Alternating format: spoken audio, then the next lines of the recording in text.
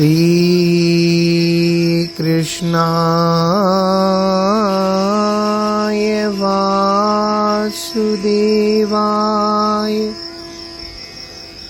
देवकी नंदनाय च नंदगोपकुमाराय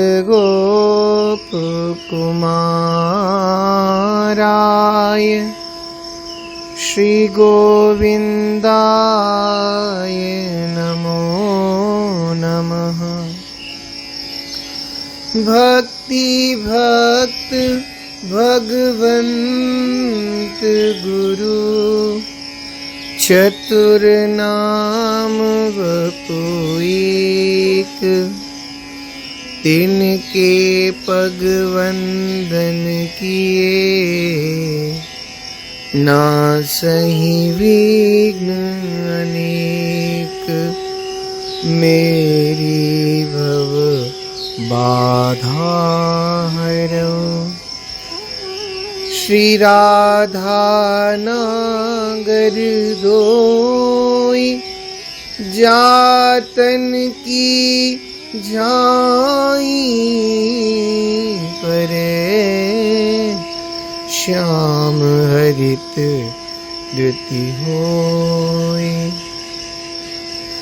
बंदो गुरु पद कंज कृपा सिंधु नर रूप हरि महामोहतम पुंज जासु बचन रवि कर निकर। सब संतन निर्णय कियो मति, श्रुति पुराण इतिहास भजवे को द्वेही सुघर के हरिदास।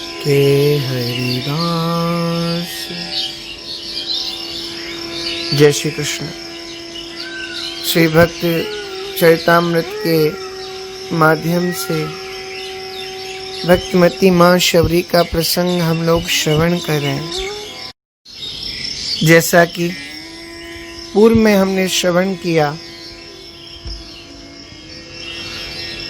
भगवान अपने भक्तों को बढ़ाई देते हैं। माँ शबरी की एक प्रशंसा सबसे करानी थी, इसलिए प्रभु ने अपने चरण से भी उस सरोवर के जल को पवित्र नहीं किया।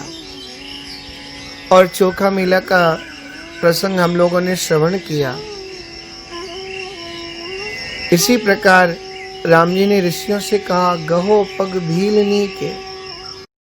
नीति में लिखा है, शठम प्रति शाठ्यम कुर्यादादरम प्रति चादरम, त्वया में लुंचते पक्षे मया ते मुंडितम शिरः।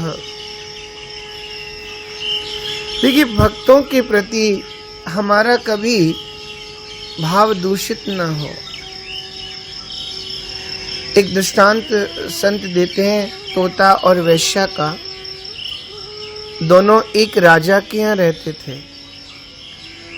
वैश्या तो नगर नारी होती है, उसकी राजा के अतिरिक्त और लोगों से भी उसका प्रेम था, उसका मिलना जुलना था। वे लोग भी अवसर देख करके वैश्या के समीप आते जाते थे, किंतु वह तोता राजा से सब बता देता। और तोता के बताने के बाद राजा वैश्या को बहुत ताड़ना देता था। राजा चाहता था कि यह केवल हमसे ही संबंध रखे, परंतु वैश्या अपने स्वभाव से विवश थी। क्रोधवश एक दिन वैश्या ने झुंझलाकर तोते के पंखों को नोच दिया। उसका मन तो ये था कि मैं इसको मार ही डालूं, परंतु तोता पंख फड़फड़ा करके उड़ गया, भाग गया। और जाकर के शिवालय की मोरी में घुस गया, जहां नित्य राजा दर्शन करने आया जाया करता था। आज जब राजा दर्शन करने आया तो तोता ने खूब आशीर्वाद दिया और आज्ञा करी कि वेश्या का सर मुड़वा करके फटे वस्त्र पहनाकर इसे नगर से बाहर निकाल दो, तो तुम्हारे सुख समृद्धि की वृद्धि होगी, अन्यथा सर्वनाश हो जाएगा। और ऐसी वाणी से बोल रहा था मोरी के अंदर, जिससे लगे जैसे भोलेनाथ बाबा ही बोल रहे हो। राजा तो बड़े आदर के साथ हाथ जोड़ करके श्रवण कर रहा था, आनंदित हो रहा था। आज भोलेनाथ ने मुझसे बात की। राजा ने इसे शिवाज्ञा समझ करके वैसा ही किया। कुछ दिन बाद तोते के पंख जम गए, बेचारे के तो पंख नोच लिए गए। थोड़ा सा उड़ता तो गिर पड़ता, भाग करके उसने उस दिन प्राण बचाए थे।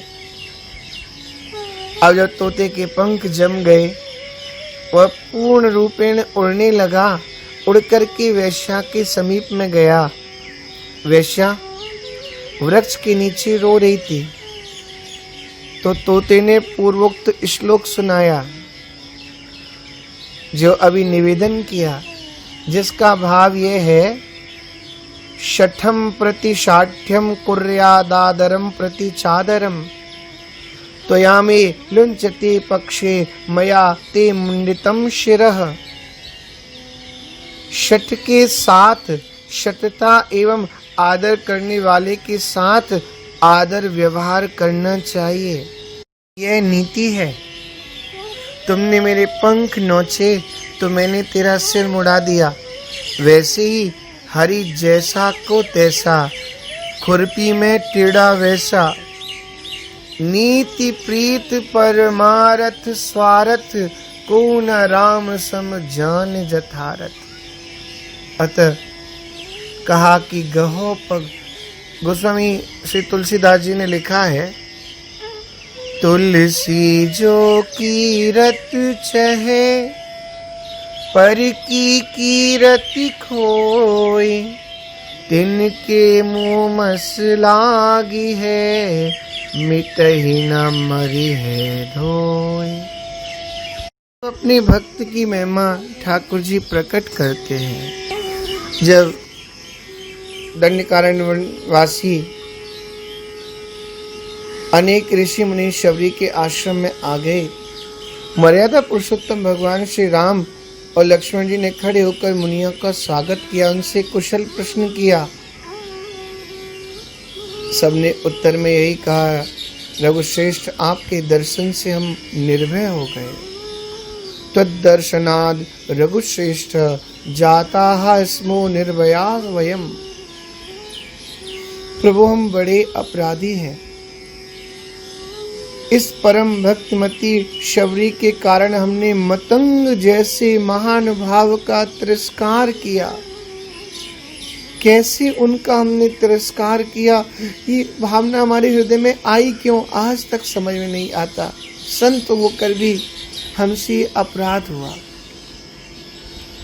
योगी राजों के लिए भी जो दुर्लभ है, ऐसे आप साक्षात नारायण जिसके घर पर पधारे हैं, वह भक्तिमती शबरी सर्वथा धन्य है।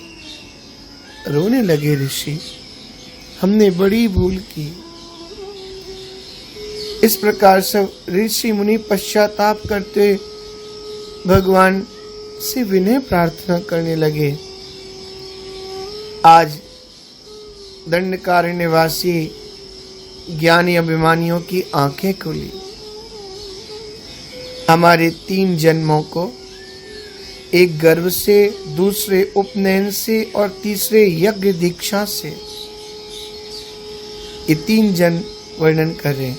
विद्या को, ब्रह्मचर्य व्रत को, बहुत जानने को, उत्तम कुल को, यज्ञादि क्रियाओं में चतुर होने को बार बार धिक्कार है, क्योंकि हम श्री हरि के विमुख हैं।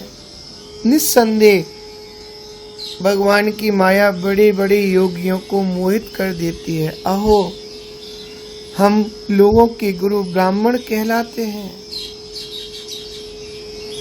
परंतु अपने सच्चे स्वार्थ से श्री हरि की भक्ति में हमसे चूक हो गई। काय बात की हम गुरु, किस बात के हम विप्र। ऋषि मुनियों का पश्चाताप देखकर श्री लक्ष्मण जी ने उनके तप की प्रशंसा करके उन्हें कुछ सांत्वना दी। तदनंतर एक ऋषि ने कहा, शरणागत वत्सल, यहाँ के सुंदर सरोवर के जो जल में कीड़े पड़ रहे भगवान, वह क्यों पड़े हैं? वह रुधिर सा क्यों हो गया है? लक्ष्मण जी ने तब कहा, मतंग मुनि के साथ द्वेष करने तथा शबरी जैसी भक्तमती जो राम भक्ता साध्वी है उसका अपमान करने के कारण आपके अभिमान रूपी दुर्गुण से ही यह सरोवर की इस दशा हो गई है। यह सरोवर ये इस दशा को प्राप्त हो गया। मतंग मुनि विद्वेषात् राम भक्तावमानतः जल मेतादृशं जातं भवतामभिमानतः।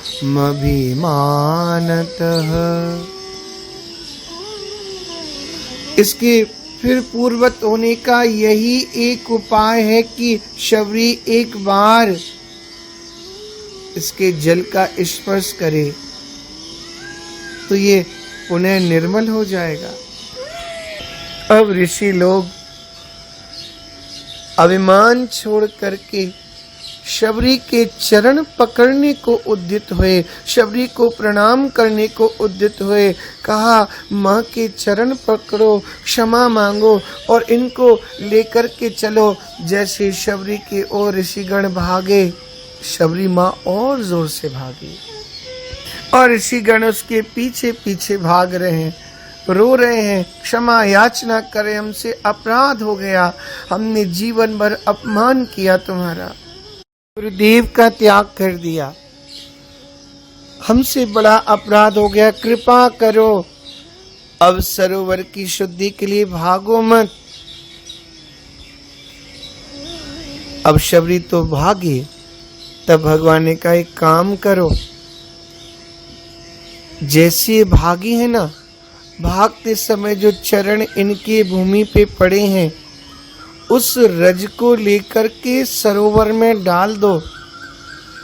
उसी रज के प्रभाव से सरोवर शुद्ध हो जाएगा। और ऋषिगण इनके चरण रज लेकर के दौड़े सरोवर में और सबने जैसे ला करके रज डाली, सबके देखते देखते ही सरोवर शुद्ध हो गया। अधिक बढ़ावत आपते जन महिमा रघुवीर। ठाकुर अपने आप से अपने भक्त की महिमा को और अत्यधिक बढ़ाते हैं, अपनी महिमा को कम करके अपने भक्तों की महिमा को ऊंचा रखते हैं।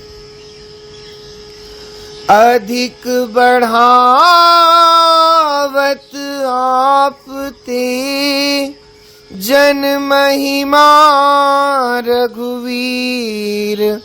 शबरी पद रज परसते शुद्ध भयो सरनीर। शबरी पद रज परसते शुद्ध भयो सरनीर। ओ सरोवर का जल शुद्ध हो गया। यहाँ राम ते अधिक राम कर दासा, ये वाणी चरितार्थ हुई। अन्यत्र भी साहिब ते सेवक बड़ो, जे निज धर्म सुजान, राम बांधी उतरे जलधि, कूद गयो हनुमान। कहते हैं साहिब से ना कई बार सेवक बड़े हो जाते हैं। राम जी तो सागर में, समुद्र में सेतु बांध करके उतरे, और हनुमंत लाल तो ऐसे ही महाराज को पार कर गए कूद करके। अतः भगवान से भी अधिक भगवत भक्तों को आदर करना चाहिए, भगवान की भी आज्ञा है। सातम सम मोहि में जग देखा, मोते अधिक संत कर लेखा। आदि पुराण में वर्णन, ये में भक्त जना पार्थ, न मे भक्ताश्ते जना, मद भक्तानां च ये भक्तास्ते में भक्त तमामताः। हे पार्थ, जो केवल मेरे भक्त हैं वस्तुतः वे मेरे भक्त नहीं, जो मेरे भक्तों की भक्ति करते हैं वास्तव में वे मेरे भक्त वही माने जाएंगे। जो मेरे भक्ति की भक्ति करे वे भक्त ही मेरे भक्त हैं। प्रभु का स्वभाव है, मानत सुख सेवक सेवकाई, सेवक बैर बैर अधिकाई। अतः जो दोषी हैं संत के, हरि दोषी 100 बार, भजन करत सेवा करत, डूबे गो मझधार। संत की सेवा से अपने आप भगवंत सेवा हो जाती है। अंतर्यामी गर्भगत संत सुंदरी माही, तुलसी पूजे संत के, दो पूजे जाहि। आगे व्याख्या में छुए स्वच्छ भीजिए, कहा छूने से स्वच्छ हो जाएगा, और छूने से वह सरोवर स्वच्छ हो गया। एवं छूने से आप लोग भी स्वच्छ अर्थात अभिमान रूपी मल से रहित होकर प्रेम रस में भीग जाइएगा। सभी अर्थ सुसंगत है। एक भाव संत वर्णन करते हैं गंगा और भागीरथ का। जब श्री भागीरथ जी ने श्री गंगा जी से अपने पूर्वजों का उद्धार करने के लिए पृथ्वी पर अवतरित होने की प्रार्थना की, तो श्री गंगा जी ने 2 कठिनाइयां बताई।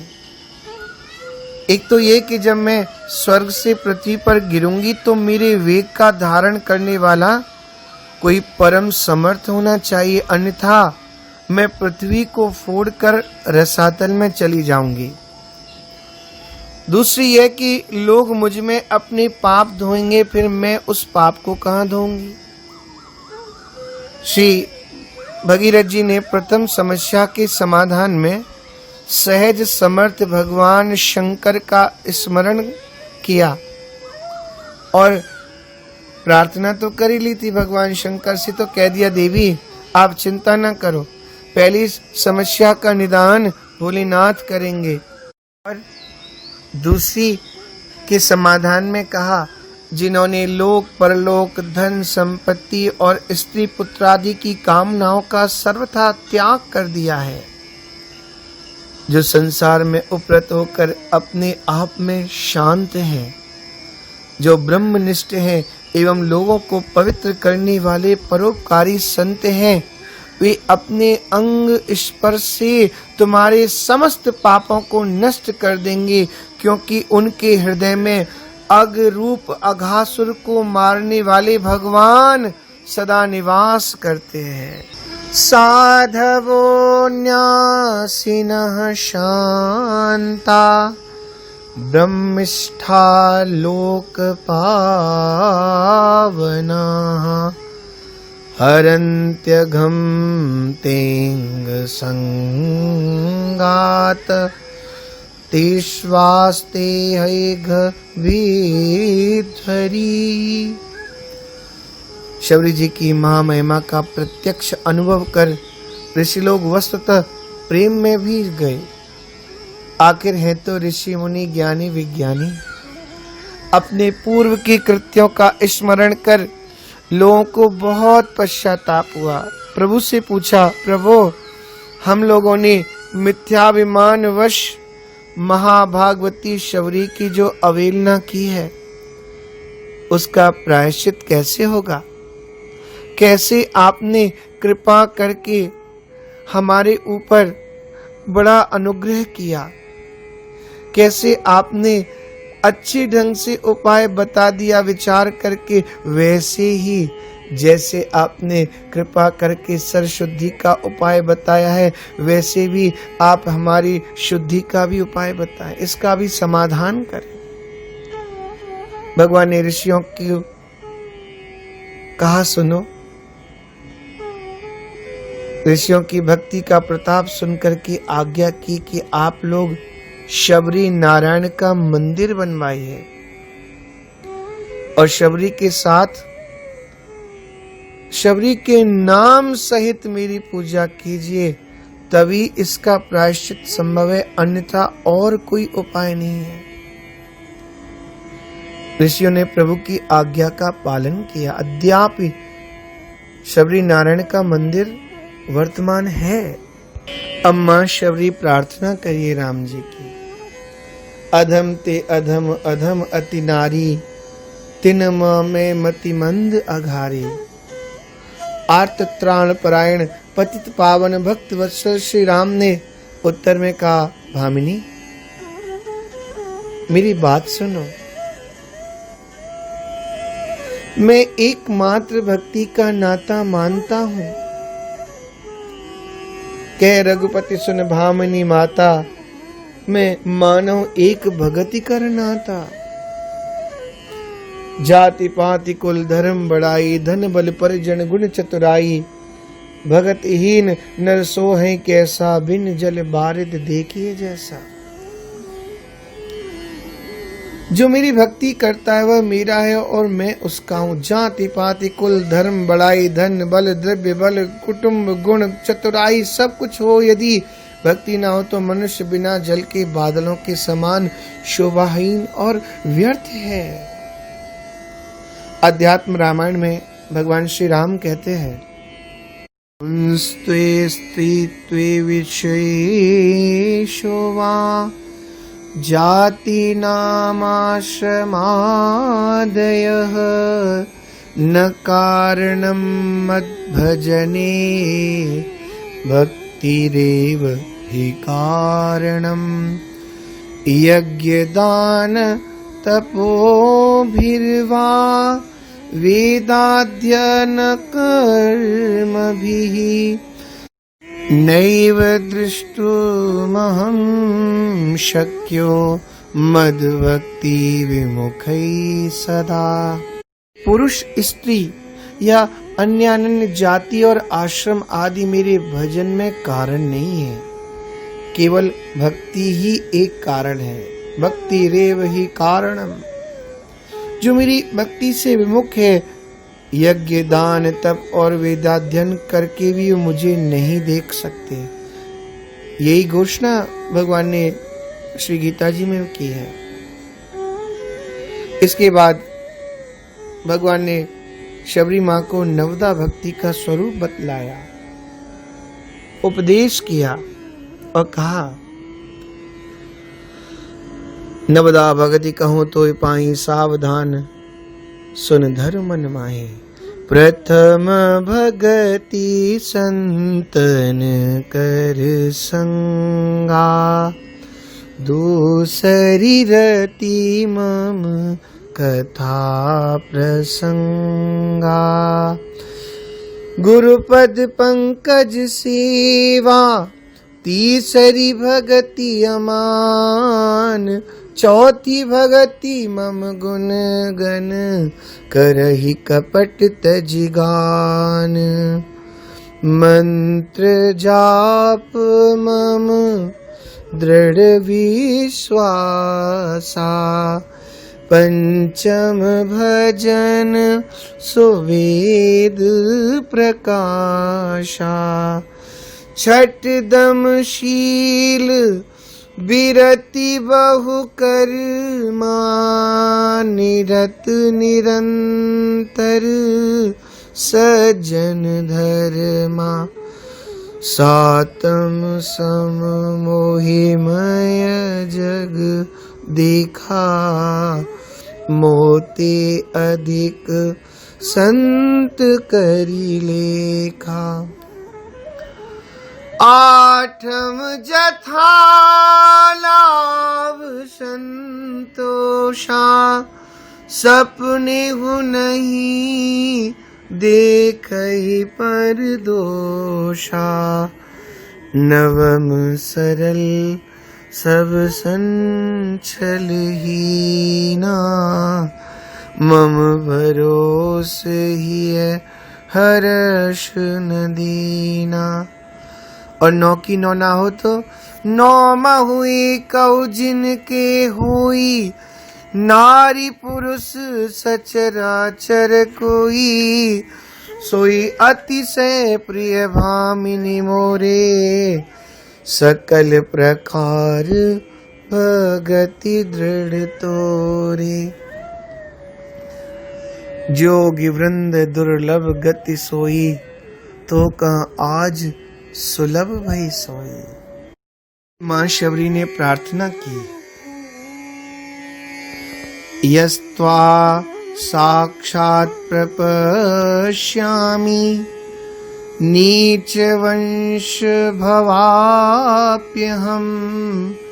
तथापि याचे भगवस्त्वयि भक्ति दृढ़ा मम।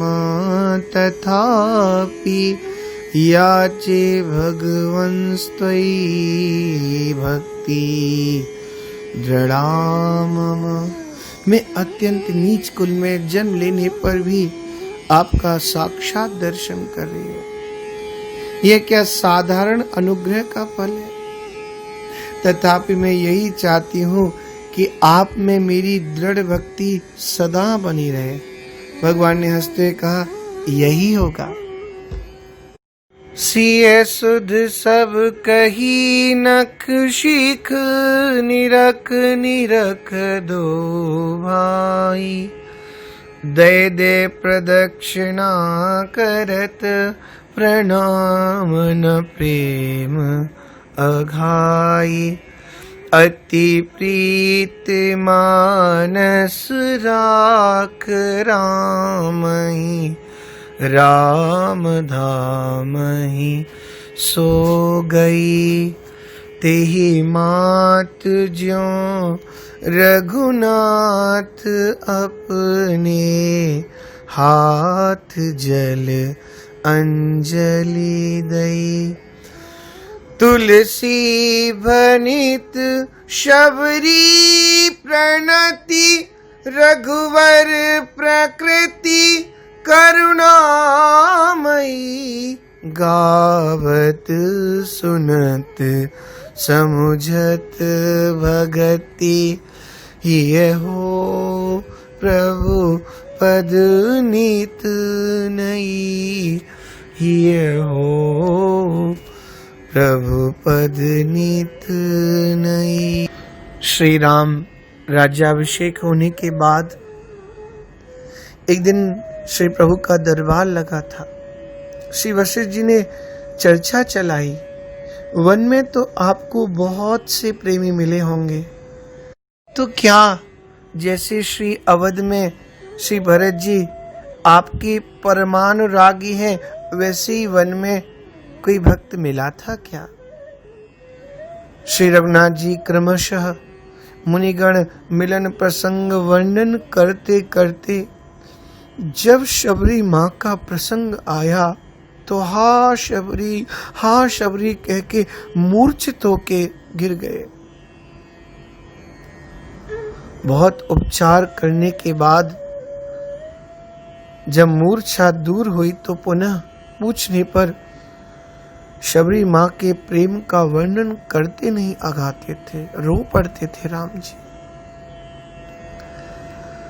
14 वर्ष बाद वन से आने पर भी घर में, गुरु जी के यहाँ, मित्रों के घर पर, यहाँ तक कि श्री जानकी जी के घर यानी अपनी ससुराल में जाकर के भी वहां शबरी की सराहना करना नहीं भूले। घर गुरु ग्रह प्रिय सदन सासुरे, भई जब जहाँ पहुनाई, तहाँ तहाँ कही शबरी के फलन की, रुचि माधुरी न पाई। वहाँ माँ शबरी के भाव, प्रेम और फलों की प्रशंसा प्रभु करते रहे। ऐसी माँ शबरी जिसके कारण से नवदा भक्ति का उपदेश, जिसने प्रभु को इतना प्रेम, हम नमन करें ऐसी भक्तमती परम भागवती माँ शबरी का। बोलो शबरी मैया की जय। जय श्री कृष्ण।